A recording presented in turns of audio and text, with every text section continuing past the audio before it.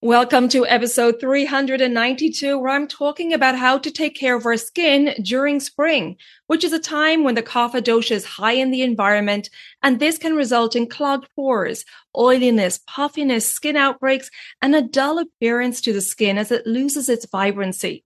Please stay tuned to learn all the tips from Ayurveda on how to holistically maintain healthy, glowing skin.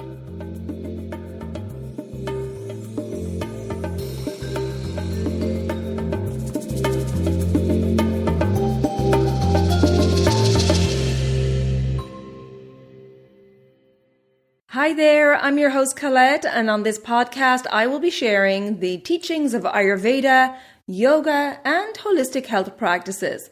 Now, if you're new to Ayurveda, I recommend checking out the first couple of episodes where I do an introduction to Ayurveda and the mind-body types. Thanks for listening, and now here's a new episode. Hello and welcome back to the Elements of Ayurveda podcast. It's Colette for a solo episode where I'm talking about skin, or twak, as it's called in Sanskrit. Of course, skin is our largest organ, covering and protecting our entire body. And skin is the upadhatu, or byproduct of our muscle tissue, mamsadhatu. And the 7 layers of our skin get the nutrition from the muscle tissue. Now, while skin is developed from mamsadhatu, it's also supported and nourished by the rasadhatu, our plasma or lymph, and the raktadhatu, our blood, as these two tissues are formed prior to the muscle tissue in the sequence of dhatu nutrition, which, if you're not familiar with, I discussed in detail in episode 92. Also, the 3 doshas of vata, pitta, and kapha are associated with the skin.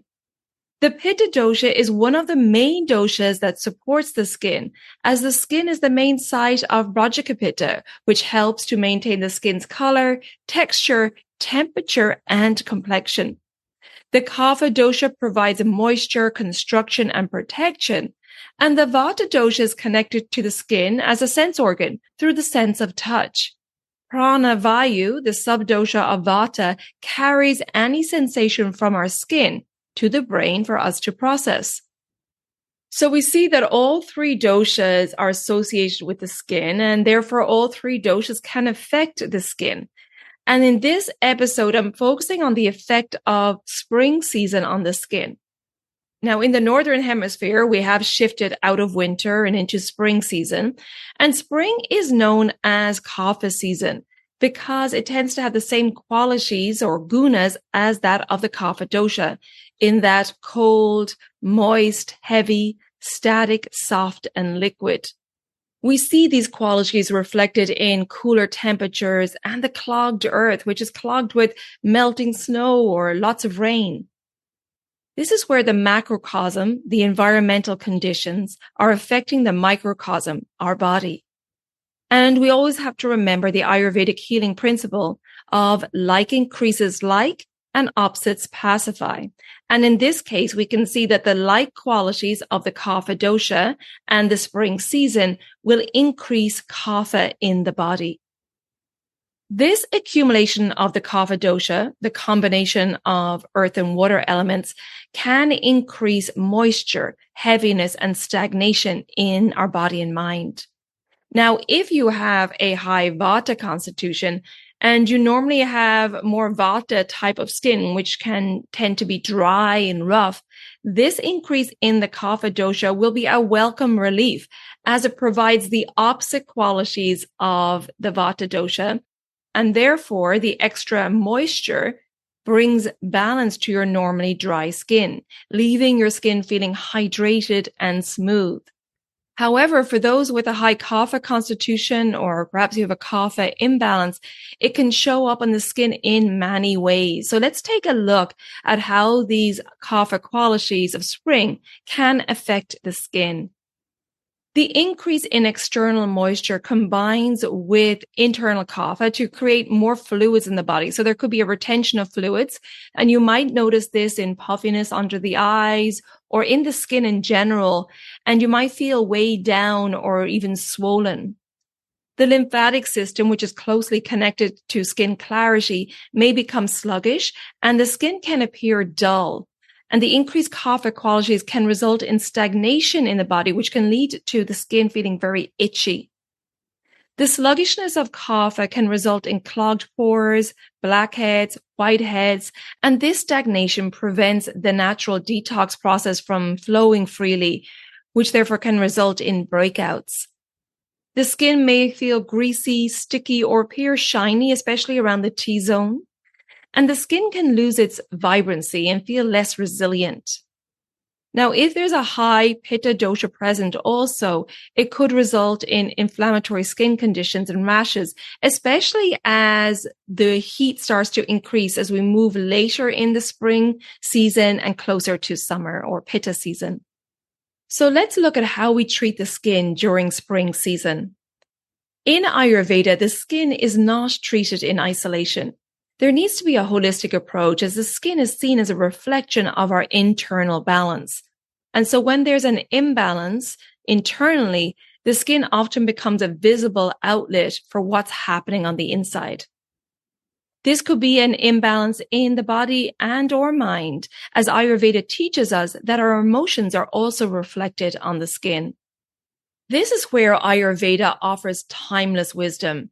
Ayurvedic skincare is about aligning with the season and rhythms of nature and honoring our unique constitution, our prakriti, and bringing awareness to any current imbalances or vikriti. This is where you want to truly understand your birth constitution and your subtle signs of imbalance. So let's take a look at this holistic approach to radiant skin. And of course, this information is generalized. And it is important to tailor this information to your prakriti or current vikriti. And so if you need tailored information and support, please reach out and check out all the details in the show notes. But let's go through this holistic approach to Ayurvedic skincare. The first thing we have to look at is the diet, because what we eat determines the quality of our tissues. Our food is digested by our agni, our digestive fire, and transformed into a nutrient fluid or elemental fluid called ahara rasa, which nourishes all the tissues of the body in a sequential, transformative process. As I mentioned earlier, the skin is the upadhatu or byproduct of the third tissue in this sequence, our muscle tissue. So in order to ensure that all the tissues are well nourished, we need to be mindful of what we're eating. Of course, we want to have good quality foods that are local, seasonal, and ideally organic while avoiding ultra-processed foods. The best way to do this is to visit your local farmer's market, and you'll know exactly what's in season because it will be abundant and therefore cheaper, and it's going to be local too, so there's no large carbon footprint. And Mother Nature gives us balancing foods in each season. And during springtime, we'll find light, bitter greens, astringent drying foods, and more pungent tastes, all of which are the opposite of kapha's heavy, moist, and cold qualities. For example, the astringent taste, which is drying for the body and therefore balancing during the wet kapha season, can be found in cruciferous vegetables like cabbage, cauliflower, broccoli, Brussels sprouts, kale, alfalfa sprouts, peas, potatoes, apples, asparagus, and turmeric. And the pungent taste, which counters the kapha cold quality and the static or sluggish qualities, can be found in chilies, garlic, ginger, onion, leeks, mustard greens, radishes, and turnips. So we see here that these are natural spring crops and that nature is giving us these foods with the qualities that will naturally balance us during the kapha season. Now, these foods should always be cooked, no raw food during the spring season, and cooking the food will make it easier to digest. The next thing we need to look at is our agni or digestive fire. Of course, we may have the healthiest diet, but if our digestive fire is not functioning efficiently, then we're not getting the full benefit of these nurturing foods. Spring is nature's detox season. And if we're not supporting the body's natural urge to cleanse, the skin often bears the burden. Ayurveda recommends cleansing during the transition from spring to summer and then summer to autumn. This cleansing ritual helps to eliminate any accumulation of ama or toxins in the body, any accumulation of doshas at the end of the season. And it helps to reset our agni or digestive fire, ensuring that it's functioning optimally. Now, we just completed the group spring cleanse, and a very common result each participant notices post-cleanse is that their skin is clearer, brighter, and has a natural glow. If you missed out on the group spring cleanse, don't worry, as I offer the same cleanse in a private format throughout the year. And the benefit of a private cleanse is that you get to choose dates that work for your schedule, and you have me one-to-one for support. So check out the show notes for more details, or you could just visit my website, elementshealingandwellbeing.com. And for the private cleanse, go to the programs page. By the way, the next discounted group cleanse will be at the end of the summer as we transition into autumn, and that will be in September, October time. So now let's look at lifestyle and self-care practices that promote healthy skin during the kapha season. Stimulation is important to counter the heaviness and stagnation of the kapha dosha. And so it's important to wake up early, especially during springtime, ideally before or with the start of the kapha time of day, which is from 6 a.m. to 10 a.m. And it's really important time as well to move your body. The heavy kapha energy at this time supports physical output. However, if you're staying in bed past 6:30 a.m., particularly if you have a high kapha constitution or kapha imbalance, that can lead to increased kapha, resulting in increased sluggishness in the body and mind. So the key really is for those, again, with high kapha dosha, getting up early and moving, really important to balance the kapha dosha and prevent further aggravation. Also avoiding napping during the day, as napping will just slow down the digestive process and create further sluggishness in the body and mind. A great stimulating self-care practice is to introduce dry brushing, which really helps to stimulate and energize the circulatory and lymphatic system and reduce stagnation. This practice can be done in the morning before your shower by starting at your extremities and brushing the skin upwards towards the heart. Also, taking regular saunas at this time of year can help to increase heat in the body and promote sweating and elimination. And the dry heat of a sauna balances any fluid retention. As always, we need to look at sleep. It's a really important factor in our skin health, and ensuring that we have consistent sleep times and good quality sleep is important. Now, when we're looking at the kapha dosha, sleep is not usually an issue for those with a high kapha constitution. But what is an issue is oversleeping. And too much sleep, especially sleeping into that kapha time of day past 6 a.m., can increase the kapha dosha and lead to more feeling of sluggishness again in the body and mind, which of course ultimately affects the skin. So it's ideal to be in bed by 10 p.m. and then up and moving by 6 a.m. Managing emotions also is really important. I mentioned previously that emotions can be reflected on the skin. And so mindfulness practices like yoga, meditation, and pranayama can help to build up a resilience to any emotional struggles and prevent emotional imbalances from being reflected on the skin. There are some great stimulating pranayama or breath practices. And if you're feeling the sluggish effect of excess kapha dosha throughout your day, a stimulating breath practice can be really effective to clear any brain fog. And that could be a practice like Kalabati or Brastrika breath, because these breathing practices increase energy and clear stagnation in the body and mind. Of course, when it comes to the skin, hydration is very important, and each dosha type requires different amounts of hydration. For a kapha dominant constitution, where there's a tendency towards water retention, 1.5 liters or 50 ounces of warm liquids or herbal teas per day is fine. However, a vata dominant constitution who is prone to dryness may require upwards of 2.5 liters or 85 ounces of liquids per day. And it's always best that these liquids are warm to help stimulate the digestive fire. So let's look at some skin treatments for the kapha season. The first one that's really recommended is gentle exfoliation, because this will help to reduce any clogging of the pores for the kapha-prone skin. Also, clay masks are great because the clay helps to absorb any excess oil, really helping to clarify the skin.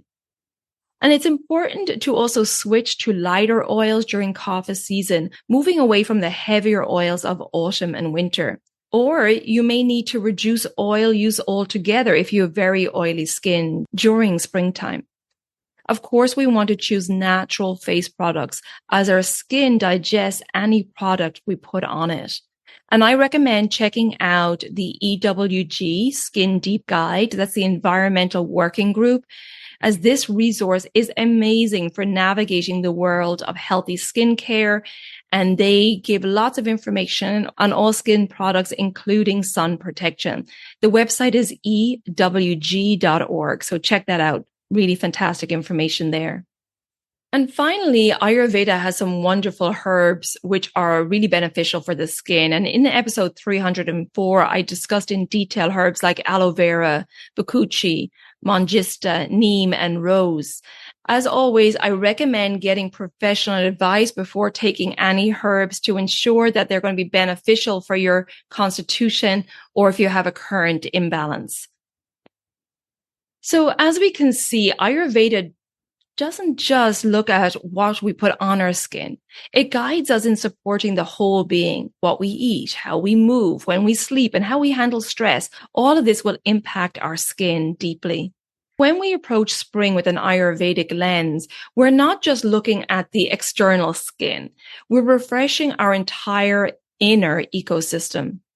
And when that system is balanced, clear, and flowing freely, glowing skin is a natural side effect. By shifting our skincare routines to balance the seasonal qualities, favoring lighter, clarifying, and stimulating practices, we can support the skin's natural detox process and allow radiance to return gently and holistically. Now, if you want an approach tailored to you to take the guesswork out of all this, then check out my online services. I offer online consultations, which are focused on healing and education and empowerment. I have the Digestive Reset Cleanse that comes with a 90-minute online consultation so that I can tailor the Holistic Cleanse program to you and your lifestyle. And I have my Daily Habits for Holistic Health program. That's a 28-day self-paced educational program on how you can become your own healer. And I put all my services together in my online Reset, Restore, Renew program. This is a lot of information, I know, but I do have a comparison chart on my website so you can see what you get in each service and decide what's best for you. And if you want to chat with me before you book, please take advantage of my free 15-minute online services inquiry call. We can hop on an online call and I can answer all of your questions. So I hope you found this episode beneficial on Ayurvedic skincare for spring. And if you think that this episode will be beneficial to family or friends, then please share it with them so we can spread this Ayurvedic wisdom. If you haven't already subscribed or followed the podcast, please do so. And the new episodes will automatically download for you every week. And if you feel that you're getting benefit from this podcast, I would really appreciate a rating and review wherever you listen to your podcast. And thank you in advance for that. Please come join me on social media. My Instagram page is Elements of Ayurveda Podcast. And on Facebook, it's Elements Healing and Wellbeing. Thank you so much for tuning in. I truly appreciate your support as always. And until next time, take good care of yourself, be well, and bye for now. Slán go fóill.